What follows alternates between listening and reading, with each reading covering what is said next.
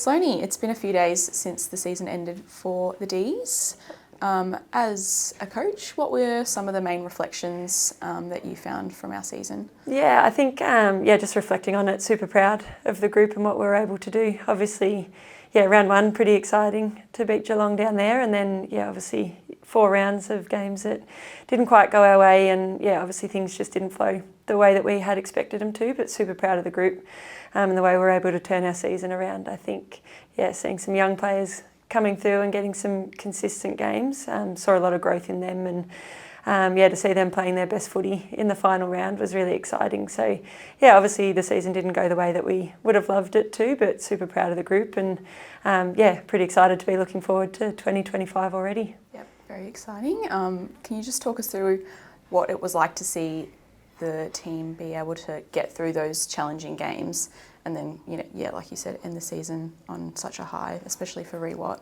Yeah, definitely. I think after the Essendon game, there was some pretty honest conversations that happened within the team and just what we wanted to achieve as a group, going forward this season. So it was really pleasing to see us respond to that and, sort of put in a game style that, played to the strengths of the players that we had at the time, and then being able to adapt to that and continue to grow as we got players back. So you could see the confidence levels in certain players growing with each game, and to be able to put it all together like we saw in the Collingwood game. It was an exciting brand of football. Lots of scores on the board, like a game that we were really proud of and that we wanted the girls to be proud of. Obviously playing that way and then sending Reza off, it was pretty special. So I think the group, a few had an inkling that may have been her last game. But for them to be able to play the way they did and give Ree that send off, it was very special. You're head of the DPA, which is, for those that don't know, Daisy Pearce Academy. Yep. Is it the first to third years? Is that what it is? Yes, first to third years. As you mentioned, a lot of them got their chance at AFLW footy. What was it like to be able to, see that growth in them? Yeah, it was exciting. It's like a proud mum for a lot of it. I think we've had previous years where a few of those players haven't had the opportunity to get games. You've had players like Radar and Gawley who have sort of played 1 or 2 games, or Raid's just getting her first game this year. So it was super exciting to see all of them, pretty well all of them get their opportunity this year and take it with both hands when they did. But every single one of them earned that opportunity as well. The amount of hard work that they put in off field to make sure that they built the relationships with their teammates, they understood the game style coming in. Very, very proud of them and what they've put into this season. And again, looking forward to see what comes next season, because they've been able to play so much footy. So it's pretty cool. For those that might not know, what does the DPA hold for those younger players? So DPA is the Daisy Pearce Academy, so pretty well just trying to instill behaviours within those players that Daisy sort of personified while she was at the club. Pretty lucky to have someone like her to look up to, and we just sort of want to run a program that develops elite behaviours within those players. And initially it's about them coming into the club, having a community that they can feel comfortable with, and we just want to get the best out of them, so making sure they're comfortable when they get here, but then developing those elite behaviours that come with playing AFLW football. So whether that be in the gym, being able to ask questions, getting extra education, just having a coach that they can come to consistently as well. We just develop them into the whole footballers, I suppose it is, which is, it's a cool program to run. And I think Gawley and Radar are already wondering whether they're graduating or not. So we might have a little ceremony for them as they progress out of there. But it's a really cool program, and one that we had a lot of members in this year, and they build a really good relationship with one another. And then as forwards coach, how have you found the connection between the forwards this year? As you said, again, a lot of young faces, getting their chance.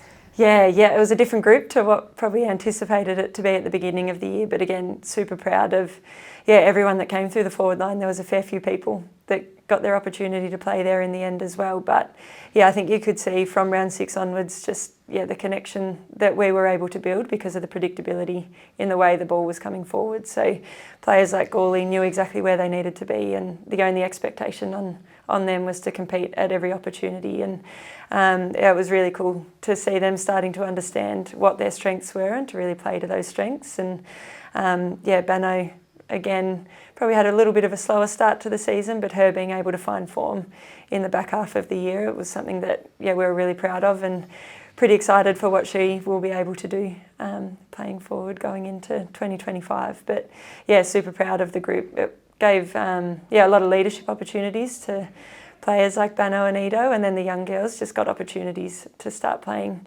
more consistently and really understand what their role was within the forward line. So it was very cool.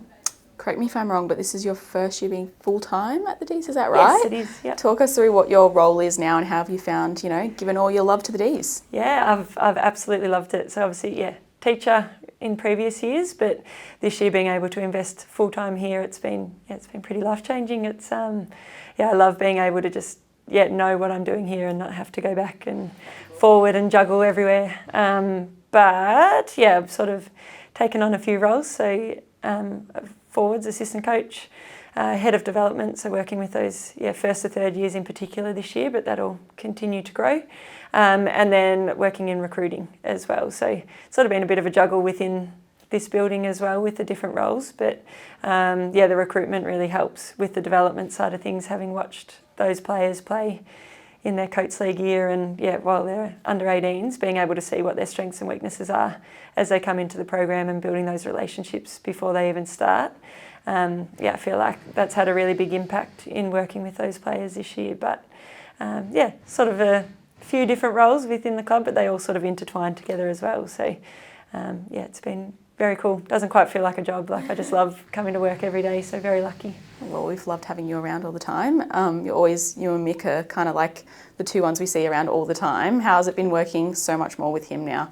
Kind of the, two I see. I'm very, very lucky to have a mentor in Mick. He's unbelievable in what he does and just a good person to be around. I think he's probably been sick of me this year, seeing me every day, but such a good person to work with, just a good person, full stop. But then actually what I'm getting to learn from him from a coaching perspective is, it's pretty special. So I feel very lucky to, have someone like him to work with, and it's been a lot of fun. Sort of putting creative minds together to see what we can do with this group, which, it's come to fruition at the end of the year. Now, I know we said you're a forwards coach, but has there been anyone in particular that has really surprised you or really impressed you this season? I know we just spoke to Lizzie Mack, she mentioned Fitzy, but anyone else that, has flown under the radar that we can give some love to? Yeah, Fitzy's a good one. I think, she played forward and obviously love having her playing there. And she does the little things very well, week in, week out, plays her role for the team, and love seeing her get some goals on the board this year as well as a forward. Riley Wotherspoon's another one that I've absolutely loved the way she's gone about it. First year player, just watching her development throughout the year and just how much she loves football. I think every time you see her at the club, she's got a massive smile on her face. But her best 2 games were her final 2. So just seeing her apply everything that she learnt into her football was pretty special. So I think the 2 of them. And then, Lizzie Mack probably hasn't flown under the radar, but she's been super impressive this year. Like another one that you knew exactly what you were going to get every single game, puts her heart and soul into everything that she does, and just a very good teammate and a ripping person as well. So I've loved seeing her get the reward for effort this year, because she puts in a lot of work off field. So seeing that come through with her performance has been really special. And then just lastly, obviously, Mick hasn't spoken to the group yet. That'll be this afternoon. But what do you reckon are some of the things as a coach that you'll instill in the players, heading into the off season and before 2025? Yeah, I think it's just the way that we finished that game against Collingwood is sort of how we want to start moving forward from now on. So it's what we can do in this time period now. It's been a full-on season, so give everyone a break. But then, what are those little actions that we can start doing from now that will put us into the best possible position to start the way that we've finished this season. So, I think there will be a very driven group. I think, it'll be hard to tell them have a rest and have a break and switch off, but it'll be, just sort of giving them those keys to success on, how you can spend this time, what you can actually start doing to be able to, come in ready to fire in whatever time of year it is next year, once we find an answer to that. But I think it'd be, we're proud of them for this year, but they should be really excited for what we think we can achieve next year.